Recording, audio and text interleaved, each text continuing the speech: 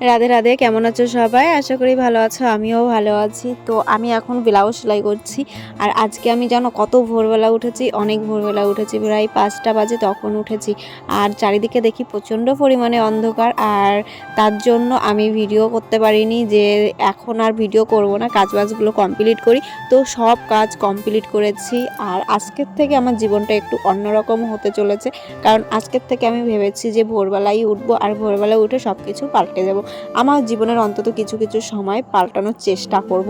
তো সকালবেলা উঠে আমি আগে ঘর ঝাড় দিয়ে নিয়েছি, গরম জল করেছি, হলুদ জল করেছি, তারপরে জল ঠান্ডা করতে বসিয়ে তারপরে গেছি ঘর মুছতে।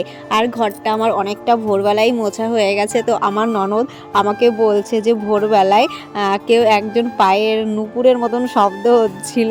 তারপরে ভাবলাম যে না, যে মৌসুমী নুপুর পড়েছিল, তো সেই হবে হয়তো ঘরে এসছে ঘর ঝাড় দিতে।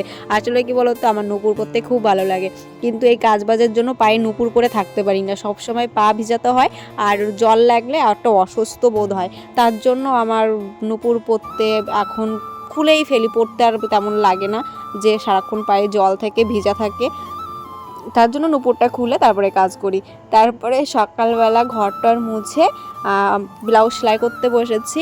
ছেলেকে এইদিকে সব কিছু রেডি ফেডি করে দিয়ে তারপরে আমি এসেছি আবার ছান টান করে রান্না করতে।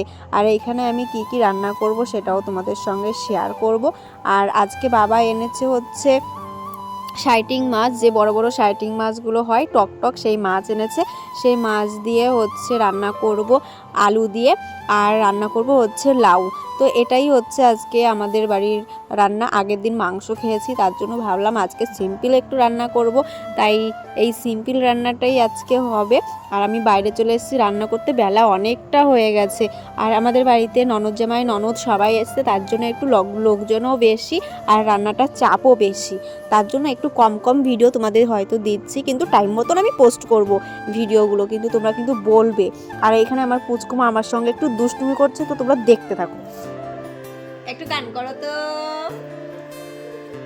না না না না, টুটু টুটু। আল, এটা কি হচ্ছে? এটা কি হচ্ছে?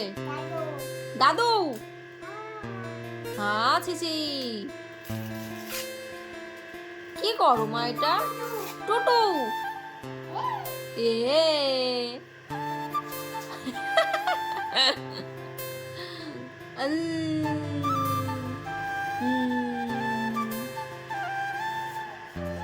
তারপর মা বানিয়েছে একটু গোলা রুটি, আর গোলা রুটি দিয়ে আমার পেঁয়াজ দিয়ে খেতে খুব ভালো লাগে। মানে কোনো রুটি হোক না কেন, পেঁয়াজ লঙ্কা দিয়ে আমার খেতে ভীষণ ভালো লাগে। যারা আমার ভিডিও দেখো তারা জানো। তো আমি সেই পেঁয়াজ লঙ্কা দিয়ে খেতে বসেছি, কিন্তু ভাই এত পরিমাণে যে ঝাল, মানে তোমরা না খেলে বুঝবে না। আমার মুখটা দেখে হয়তো তোমরা বুঝতে পারছো যে আমি কতটা ঝালে শিশাচ্ছি। আমার ভীষণ ঝাল লেগে গেছে। আর লঙ্কাগুলো আমি পাশে বেছে বেছে রাখছি, যে ভাই এখন আর এই লঙ্কাগুলো খাওয়া যাবে না, নাহলে আমার অবস্থা খারাপ হয়ে যাবে, আর তোমাদের দাদাভাই এসে আমাকে বকাঝকা করবে। আমি জানি আমার পেটে ব্যথা হবে আর আমাকে বকবে। তারপরে ননদ জামাই এসে বলছে যে চাউমিন বানাতে, কিন্তু এখন রাত বাজে 9টা, কিন্তু উনি বলছে যে আমার খিদে পেয়েছে। তারপরে আমি ভাবলাম যে এখন এত রাত্রে চাউমিন বানালে ভাতটা তো কেউ খাবে না, আমার ভাতটা রান্না হয়ে গেছে, তার জন্য কটা পাঁপড় ভেজেছি। আর আজকের ভিডিওটা এই পর্যন্তই। কেমন লাগলো অবশ্যই কমেন্ট